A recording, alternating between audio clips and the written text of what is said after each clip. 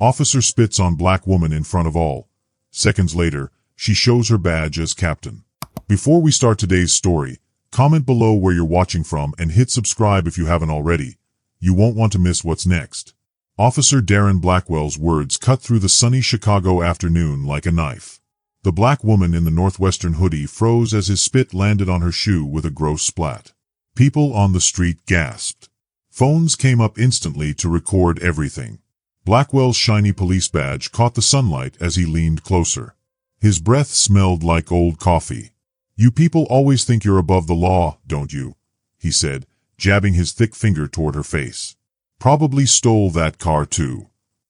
The woman slowly pulled out a tissue and wiped the spit off her canvas sneakers. Her hands stayed steady. Her eyes didn't leave his face. "What? Gonna cry about it? File another useless complaint," he said. "Have you ever seen someone's life get turned upside down in just a few seconds? Have you ever seen karma, what goes around, comes around, happen super fast?" 6 hours earlier, Simone Hart had woken up in her Lincoln Chotown house to the soft buzzing of her phone. The sunlight shone through her thin curtains, making golden stripes across the medals and awards she had won for 20 years of work. Today, she wanted to hide them all in her drawer. She wanted to be invisible. Just another person having a normal day. Her daughter Talia's text popped up on her phone. "Good luck at Northwestern today, Mom. Proud of you." Simone smiled and ran her fingers over the clothes she had picked out for today. Faded jeans, a comfortable Northwestern hoodie from the campus store, and canvas sneakers instead of shiny boots. Today, Captain Simone Hart didn't exist. Today, she was just Ms. Hart, a guest speaker. Driving through Chicago, she passed streets that looked very different. From the nice tree-lined Lincoln Cho neighborhood, past shiny tall buildings, into neighborhoods where rich and poor lived side by side. She noticed more police than usual. 3 police cars in 4 blocks. Officers standing on corners, hands on their belts, eyes looking around. At Northwestern, the law school auditorium was full of students. Professor Evelyn introduced her simply, "Please welcome Ms. Hart, our special guest on community policing." No one mentioned her rank or her years fighting corruption. She had asked for it that way. "Who here has had a bad encounter with the police?" Simone asked. Almost every hand went up. Black hands, brown hands, even white hands. The energy in the room felt heavier. "Today, we're going to talk about your rights," she said, clicking to her first slide. "Because knowing them might save your life." For 90 minutes, she explained the Constitution, ways to calm down tense situations, and how to file complaints properly. Students wrote notes quickly and some recorded her on their phones. A young woman wearing a hijab raised her hand. "What if the officer doesn't care about our rights?" Simone paused, thinking. "Document everything. Record if you can. And never ever lose your cool. Your dignity is your power." After the lecture, Simone stopped at Grounded Cafe on Clark Street. The smell of Ethiopian coffee and fresh pastries felt like a warm hug. Mrs. Evelyn, the owner, looked up from behind the counter and smiled. "Simone, it's your day off," she said. Simone laughed and ordered her usual dark roast coffee. "How's business?" Simone asked. Mrs. Evelyn's smile faded. "That Officer Blackwell was here yesterday. Gave tickets to 3 customers for double parking. All black customers, you know." Simone's jaw tightened. She knew Blackwell by reputation. Badge number 5847. The precinct's worst-kept secret. 31 complaints against him in 5 years, all ignored. His father-in-law ran the police union. That explained why no one ever punished him. "They call him the Intimidator," Mrs. Evelyn whispered. "He likes to show power, especially around here, where Lincoln Cho meets the real world." "This area is a borderland," she added. "Big fancy houses right next to struggling shops. Young white professionals jogging past older black residents who've lived here forever. And officers like Blackwell act like kings." "Someone needs to stop him," Mrs. Evelyn said, wiping the counter hard. Simone sipped her coffee slowly. "Someone will," she said. At 11:45, Simone walked back to her Honda Accord. She had chosen it because it looked normal. No fancy license plates, no police stickers. Just another black professional trying to get through the city. The parking meter showed 15 minutes left. She had been careful and even paid extra. But when she got closer, she saw a patrol car parked in a way that blocked her in. Officer Darren Blackwell was leaning against her car, writing a ticket. His big body cast a shadow across her windshield. His uniform was neat, almost scary, like he thought looking strict meant people should be afraid of him. Simone felt her phone in her pocket. She thought about the student's question. What if the officer doesn't care about our rights? She was about to find out. This is your vehicle, Blackwell said, slowly, like she had already done something wrong. Simone kept her hands where he could see them, moving carefully. Yes, officer. Is there a problem? The meter expired, he said, not looking up. There are still 15 minutes, she said, pointing at the bright green numbers. You calling me a liar? He snapped, glaring. His face looked angry. Simone knew it was a trap. If she said yes, he would get mad. If she said no, she would be admitting to something she didn't do. The street seemed quiet. Simone just breathed steadily. I'm just pointing out what the meter shows, she said calmly. Blackwell slammed his ticket book shut. The sound made people jump. You've got a smart mouth. Typical for your kind, he said. Simone felt her pulse speed up but stayed calm. Her hands stayed loose at her sides. People around them started watching. A young couple slowed their walk. A delivery driver leaned against his truck, phone already recording. May I take a picture of the meter? Simone said slowly, reaching for her phone. Put the phone down now. Blackwell reached for his gun. Simone froze. In broad daylight, his hand was on his weapon because she wanted to photograph a parking meter. The metal of his badge caught the sun and made it shine. I'm putting it away, she said slowly, slipping her phone back into her pocket. Mrs. Evelyn came out of the cafe. Her face showed fear but also courage. Officer, she's parked legally. I saw her pay the meter myself. Mind your business, Grandma, or you're next, Blackwell said without even looking at her. Mrs. Evelyn's face turned red, but she stood tall. I have owned this business for 30 years. This is my street too. I know my rights. Your street. Blackwell barked a laugh. We'll see about that after I'm done here. License and registration now, he demanded. Simone moved slowly to her pocket. I'm reaching for my wallet, officer, she said, telling him exactly what she was doing. I didn't ask for a play-by-play, he snapped. Just do it. And hurry up. I don't have all day, he said. She handed over her civilian driver's license, the one that just said Simone Hart. Nothing about being a captain, nothing about her job, nothing special.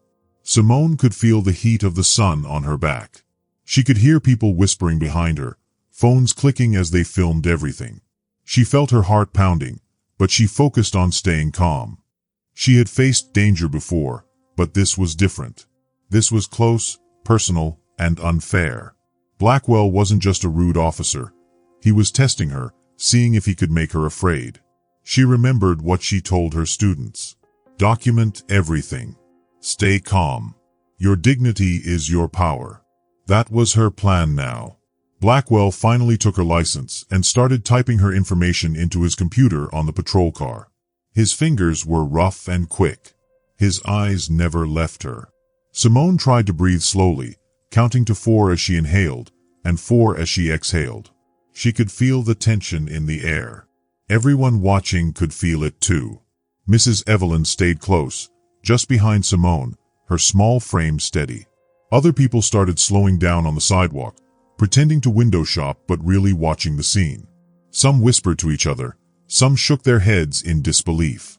One man held his child's hand tightly, making sure the little boy saw that there were brave people standing up to unfairness. Finally, Blackwell looked up. His pale blue eyes narrowed, and he gave a small smirk. Simone didn't flinch. She kept her back straight, her hands visible. Everything looks fine, officer? She asked calmly. Yes, everything looks fine, he said, without apology. He handed her license back. He wrote one last note in his book and closed it. Then, without a word, he walked away toward his patrol car. The street slowly returned to normal. People went back to their lunches, their errands, their busy days. Phones were put away. But the moment stayed in the air, a reminder that courage could exist even in the smallest actions. Simone smiled faintly at Mrs. Evelyn, nodded, and got into her car. As she drove away, she thought about her students. She knew the lesson they needed most was not just about rights or laws. It was about dignity, courage, and calmness under pressure. She hoped that one day, they would remember this moment. She knew she would. The city around her was still full of contrast. Rich neighborhoods, poor neighborhoods, young people, old people. People rushing, people lingering. And somewhere in all of it, officers like Blackwell thought they were in control. But Simone knew better. True control wasn't about fear. True control was knowing your rights, staying calm, and standing tall no matter what. Simone Hart, in her plain hoodie and sneakers, had shown that today. Blackwell looked at the small badge in his hand like he was trying to figure out a secret code. He turned it over slowly and held it up to the sunlight, squinting at it like it was some kind of treasure map. Simone Hart, he said slowly, making fun of her name. Fancy name for a fancy girl. Lincoln Cho House. He whistled quietly, a low sound like a cat sneaking up on a mouse. How did someone like you pay for that? He asked, raising one eyebrow. You must be a doctor or a lawyer, right? Or maybe. He paused, letting the question hang in the air like a storm cloud. Then his lips curled into a mean smile.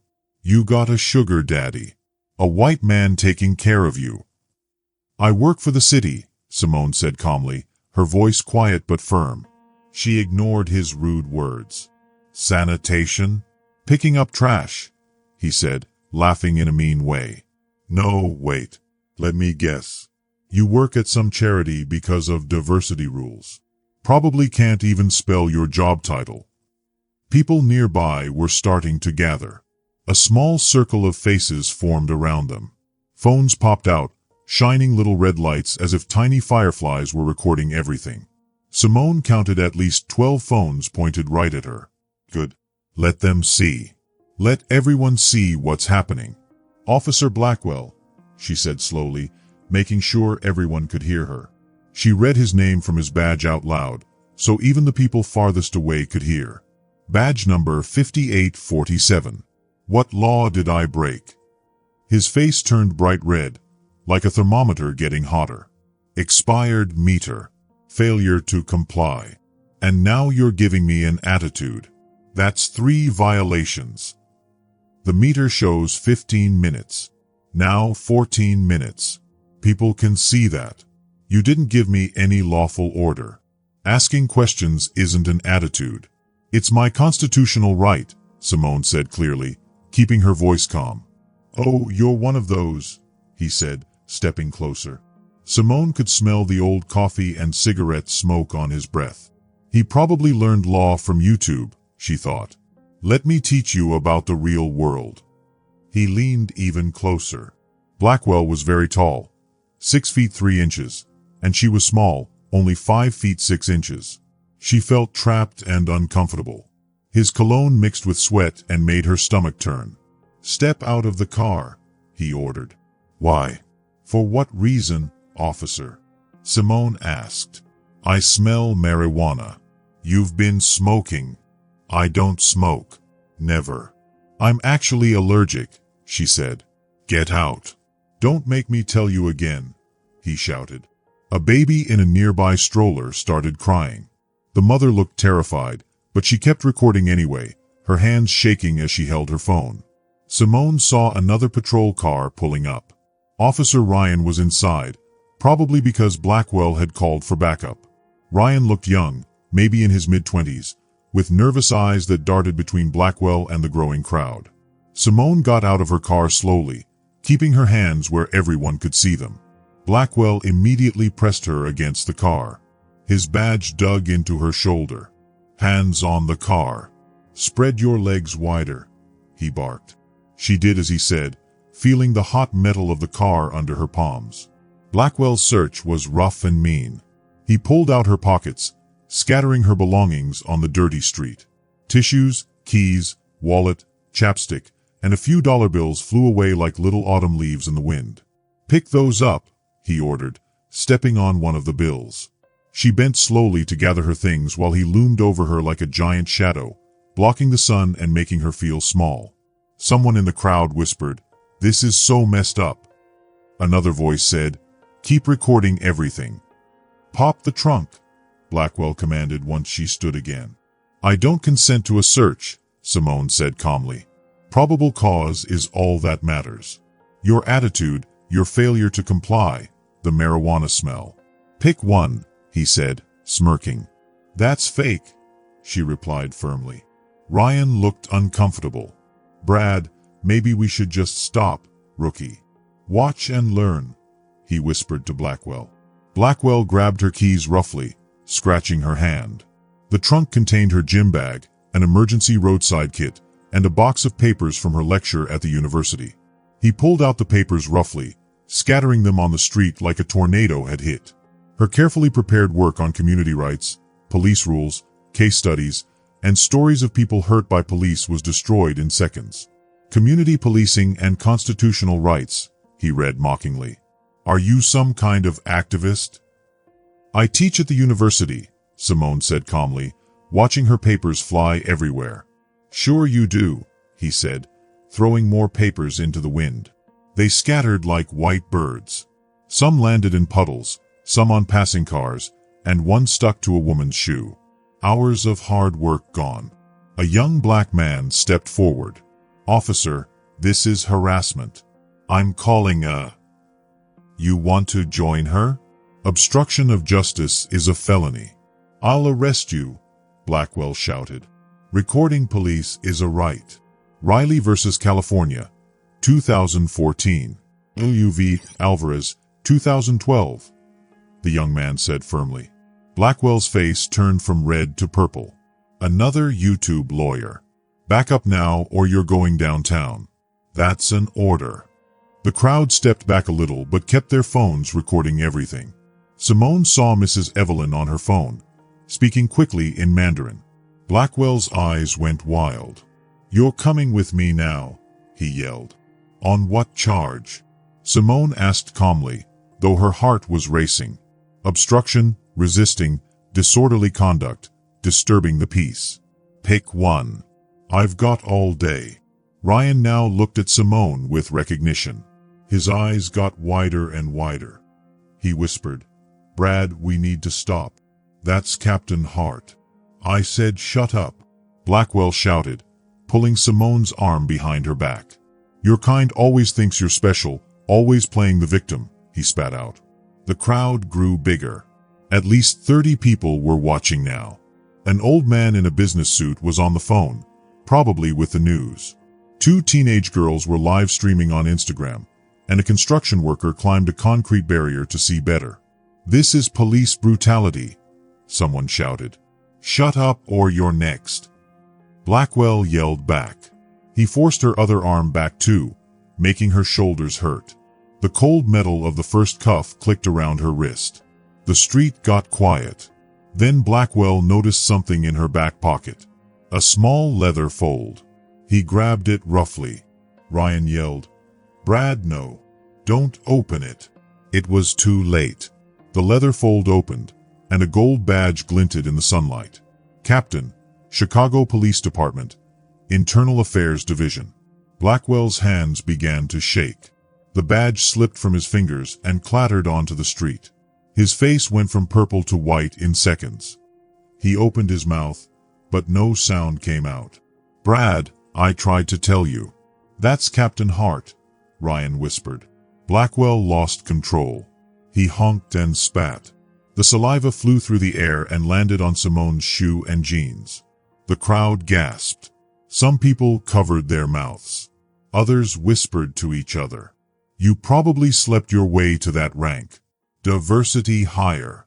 Affirmative action," he shouted. "People like you don't deserve that badge. You don't deserve to be in my presence. Ryan grabbed Blackwell's arm. Brad, stop. You're done. Stop talking. Blackwell shoved him violently. Ryan stumbled backward and almost fell into traffic. A car honked loudly as it swerved to avoid him. You set me up. Blackwell screamed at Simone, spitting again. This was entrapment. You came here to trap me. Well, I don't care who you are, Simone said calmly. She kept her head high, even though her heart was pounding. People in the crowd were whispering to each other. Did you see that? He spat on her. I can't believe this. This is police brutality. Everyone kept their phones out, recording every single second. Some people shouted, some cried, and some just stared, frozen. The baby in the stroller was still crying. Its mother held it close, shaking but still recording. The young man who had spoken up stood near Simone, ready to help if anyone tried anything else. Other people in the crowd moved closer to make a protective circle around her. Blackwell's anger was spilling everywhere. His face was red and twitching. He stomped his feet, making a loud thump with each step. People stepped back, careful to stay out of reach. Ryan tried to calm him, but Blackwell shoved him again. The wind blew some of Simone's scattered papers, carrying them down the street. Some papers got wet in puddles. Some stuck to cars. Others floated into the hands of people in the crowd. Everyone could see the evidence of Blackwell's actions, and it made the crowd even angrier at him. Simone stayed calm. Her breathing was steady. She watched Blackwell's hands shaking and saw the fear in his eyes. The power he thought he had was gone. The badge in her hand, shining gold in the sunlight, showed everyone who she really was. Captain Hart. Internal Affairs. She had the authority to investigate him for what he had done. The crowd whispered among themselves. Some people looked around nervously, unsure what would happen next. But they all kept recording. Simone could feel the support of all those eyes on her. It made her stronger, even though her arms hurt from the cuffs. Blackwell screamed more, accusing her of things she didn't do. He called her names, made up lies, and tried to scare everyone. But Simone didn't move. She stayed calm. She didn't shout back. She didn't show fear. She just waited for the backup and for order to be restored. Ryan finally stepped forward, trying again to stop Blackwell. Brad, you're done. Stop, he said firmly. But Blackwell was too far gone. He was shouting and waving his arms. The crowd moved back, but they didn't leave. They stayed and recorded, knowing that everything Blackwell did would be seen by the whole city. Some people in the crowd talked quietly to each other. We need to call the news, one said. This is serious. Everyone saw what happened.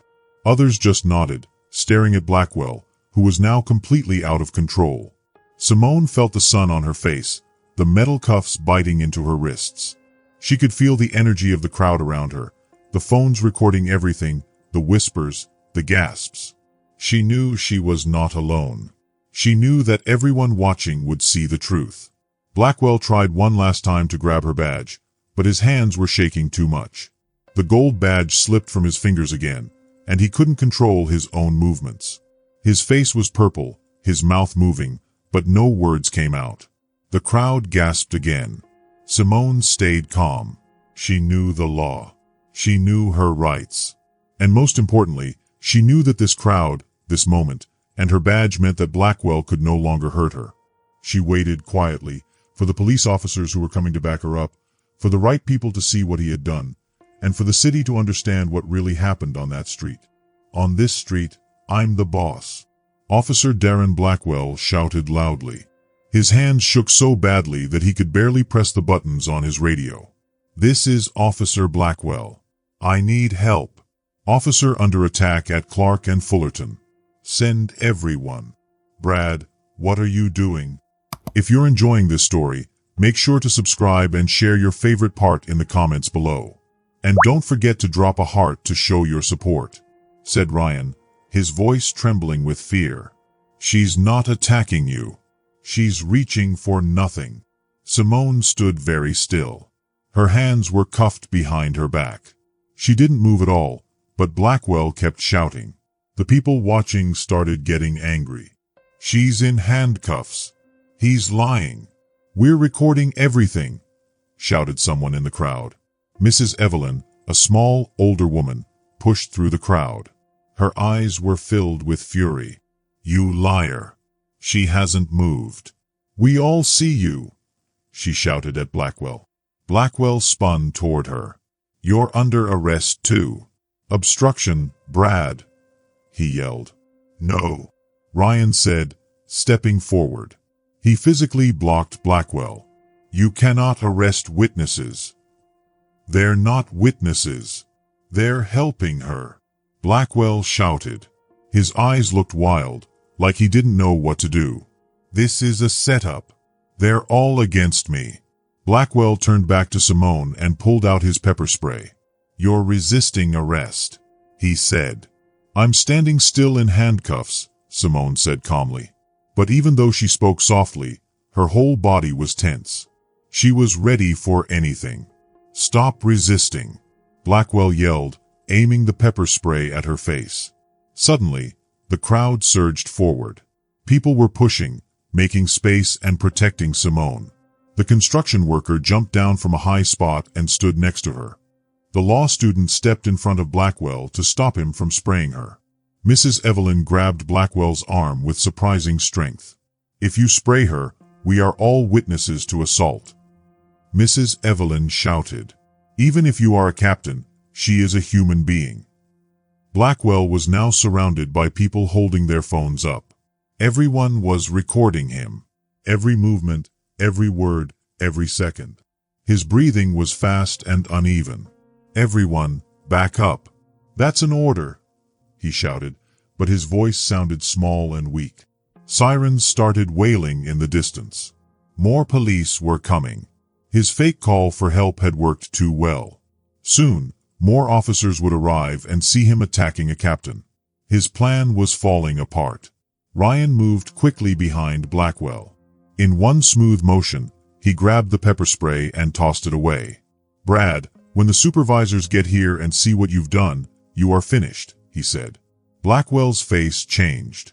His eyes looked like they could cry. "She's not real. She can't be a captain. Look at her. She's just a..." He raised his hand as if to hit Simone. The crowd screamed. Ryan grabbed his arm, holding it tight. Then, 3 police cars screeched to a stop on the street. Their doors flew open, and Lieutenant Miguel jumped out of the first car. He looked at the scene, Simone in handcuffs, spit on her shoe, Blackwell with his hand raised, and a crowd of people recording everything. His face turned white. "Blackwell," Miguel said quietly, but his voice was strong and serious. "Step away from Captain Hart right now." Blackwell looked at him, full of hope. "Lieutenant, thank God. This woman is pretending." "That is Captain Hart, you idiot," Miguel said firmly. "She's my boss. She's your boss. And you just assaulted her." The words hit Blackwell like a hammer. His legs gave out. He fell to his knees on the street. His uniform pants ripped a little as he collapsed. A strange, choking sound came from his throat. He was shaking all over. Around them, the crowd kept recording everything. The spit on Simone's shoe glistened in the sunlight. The street went silent except for the sound of Blackwell's ragged, shaky breathing. Simone stood perfectly still. "Lieutenant Miguel, uncuff me," she said calmly. Miguel rushed forward and unlocked the handcuffs. "Captain Hart, I'm so sorry. I had no idea." "You couldn't have known," Simone said. She rubbed her wrists, which were already red from the cuffs. Then she reached into the inner pocket of her jacket and slowly pulled out her badge and ID. She held them high so everyone could see. "For the record," she said loudly, "I'm Captain Simone Hart, badge number 3847, Internal Affairs Division, Chicago Police Department. I have served this city for 20 years. Blackwell made a choking sound from the ground. His whole body shook. Simone looked at the crowd. "How many of you recorded this incident?" At least 20 hands went up immediately. The construction worker called out, "I got everything from when he grabbed you, Captain." The law student added, "I started recording when he threw your papers. I got the spitting on video." Mrs. Evelyn stepped forward. "I recorded from the very beginning. From when he blocked your car illegally." "Good," Simone said. "Please don't stop recording. This is now an official internal affairs investigation." She looked down at Blackwell, who was still on his knees, his face pale and wet with sweat. "Officer Blackwell, stand up," Simone ordered. He struggled to his feet. His legs shook so much that it was hard to stand. His uniform was soaked with sweat, and a dark wet stain spread across the front of his pants where he had lost control of his bladder. "Badge and gun on the hood of my vehicle now," Simone said firmly. Blackwell's hands shook violently. He dropped his badge on the hood. Then he dropped his gun. The metal scraped against the car, making a loud noise. "Ryan," Simone said, "secure those items as evidence." "Yes, Captain," Ryan replied. He moved quickly, putting the items in evidence bags. Relief showed on his face. Simone pulled out her phone and pressed the speed dial. The call connected immediately to dispatch. She put it on speaker so the crowd could hear. "This is Captain Hart, Internal Affairs. I need the chief on the line. Priority 1. 3 seconds later, Chief Leonard's voice came through the speaker. "Simone, what's happening?" "Chief, I'm at Clark and Fullerton. Officer Darren Blackwell, badge 5847, has just committed multiple crimes, including assault on a police officer, false reports, false imprisonment, and violation of civil rights. He is almost in custody, and it is all on video, from many angles." "Blackwell, the one with 31 complaints?" the chief asked. "Yes, sir. 32 now, all on video," Simone said. Simone looked at Miguel. "Lieutenant, arrest him." Miguel didn't hesitate. "Darren Blackwell, you are under arrest for assault, misconduct, false imprisonment, and violation of civil rights under color of law." As Miguel read the Miranda rights, Blackwell tried to speak. "Captain Hart, please. I didn't know who you were. So, assaulting a citizen would have been okay?" Simone said sharply. "Was spitting on someone fine?" "I didn't mean, my father-in-law is the union president," Blackwell stammered. "Your father-in-law is the reason you got away with this for so long," Simone said coldly. She turned to the crowd. "How many of you have had encounters with Officer Blackwell before?" 7 hands immediately went up. An elderly black man called out, "He gave me a ticket for jaywalking." A young Latina woman added, "He searched my car for 40 minutes for no reason at all." Simone wrote down each person's name and contact information. Then she looked at her shoe, where Blackwell's spit was starting to dry. "Miguel, photograph this," she said, pointing to her shoe. Miguel pulled out his phone and took several pictures from different angles. The crowd kept recording everything. Simone looked directly at Blackwell. "You asked if I thought my badge meant something. It does. It means I took an oath to protect and serve all citizens of Chicago, not just the ones you like. I've spent 20 years fighting officers like you from the inside, officers who think the badge is a license to bully and humiliate." Blackwell was crying now, actual tears streaming down his face. "I have a family. Kids. Please." "You should have thought about them before you spat on me," Simone said coldly. "Before you terrorized this neighborhood. Before you violated every oath you took." She looked at Ryan.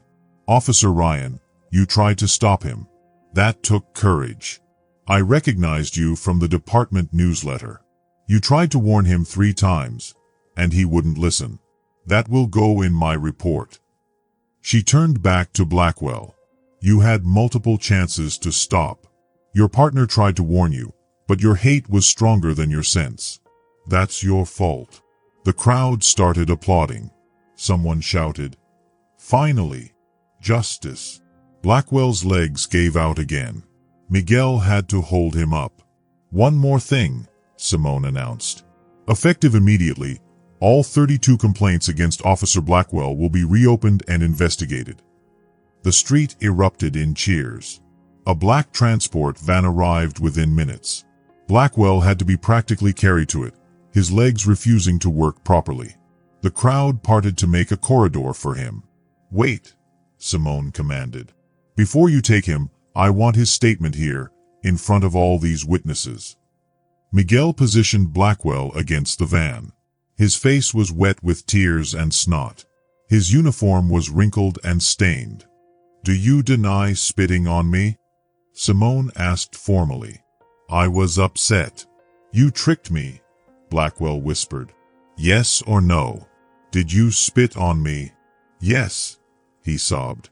"Did you falsely report an officer under attack when I was standing cuffed and motionless?" "Yes," he whispered again. "Did you search my car without probable cause?" "Yes," he admitted. Mrs. Evelyn pushed forward. "Ask him about all the other people he's done this to." Simone held up her hand. "Ma'am, anyone who has been victimized by Officer Blackwell can file a complaint directly with me today. Here's my card. My direct line is on it. No more complaints will be lost or dismissed without investigation." A young black woman took a card and shook Simone's hand. The crowd kept recording everything. Everyone knew this moment would be remembered. Simone looked at the spit on her shoe glistening in the afternoon sun. It was proof of what had happened, a mark of truth that no lie could erase. She looked around at the people who had come together to protect her, to record the truth, to witness justice. The street, once tense and frightening, now felt alive with hope. "Today," Simone said quietly but firmly, "we showed that no one, no matter their badge or title, is above the law. And we will keep showing it until the city is safe for everyone." The crowd erupted in cheers again, louder than before. Blackwell, weak and defeated, was being led to the transport van. The cameras and phones continued to capture every moment. Simone stood tall, her badge shining in the sun, a symbol of integrity, courage, and justice. And on her shoe, the spit glistened, a small but powerful reminder that the truth had won. "He searched me on the street last month and said my dress was too short for this neighborhood. I felt embarrassed and scared. I didn't know what to do. Then Simone, a police captain I trusted, came to me. She said softly, 'Come to my office tomorrow. Bring anyone who saw what happened or anything that can prove it. Don't worry, we will handle this.'" Blackwell, the officer who had harassed me, suddenly jumped forward, looking panicked. "My father-in-law, he's the union boss. He'll protect me," he said, his voice shaking. Simone cut him off sharply. "Your father-in-law is already being investigated. Did you think we didn't know about all the complaints and cover-ups? Internal Affairs has been building a case for months." Blackwell's face went pale. He looked like he had been hit. "You've been watching me?" he asked, his voice trembling. Simone nodded. "We've been watching all the bad things you've done, and you just gave us the proof we needed." She pointed to the crowd around them. "Or maybe I should say, 20 proofs." Miguel, a fellow officer, spoke into his radio. "Lieutenant, Channel 7 News is 2 minutes away. Channel 5 is right behind them." Blackwell's voice shook as he pleaded, "No, please. My kids will see this." Simone looked at him coldly. "Maybe your kids will learn what not to become." Ryan, another officer, stepped forward. "Captain Hart, I want to say something. Blackwell has done this many times before. I have dashcam videos he thought he deleted." Blackwell spun toward him. "You little rat. You're betraying me. Finish that threat," Miguel warned, "and I'll add witness intimidation to your charges if you try anything." Blackwell fell silent but glared at Ryan with pure anger.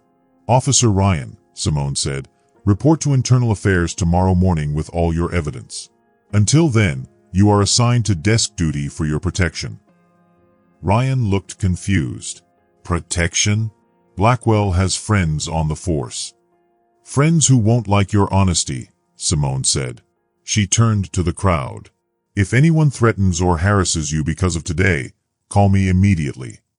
The news vans screeched to a stop. Reporters jumped out, cameras rolling. Diana Evelyn, a Channel 7 reporter, ran toward Simone. "Captain Hart, we hear a police officer attacked a superior." Simone held up her hand. "I'll say a few words."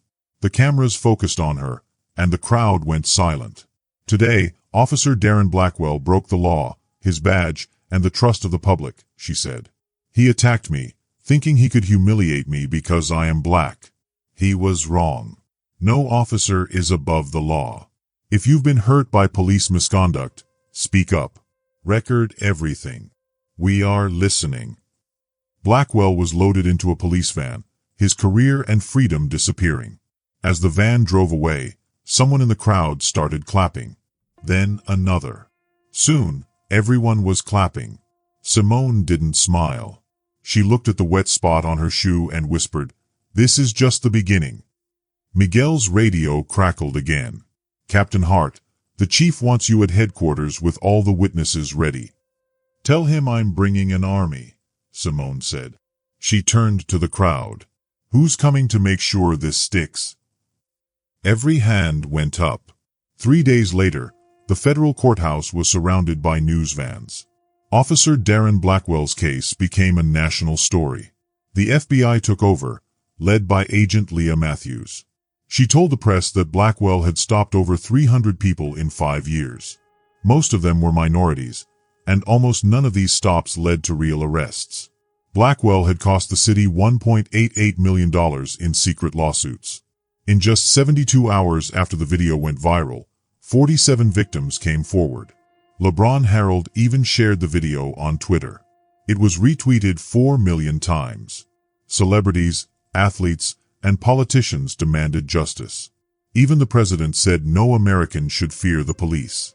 In the courtroom, Blackwell sat at the defendant's table. He looked scared and small. His expensive lawyer, paid by the police union, was sweating.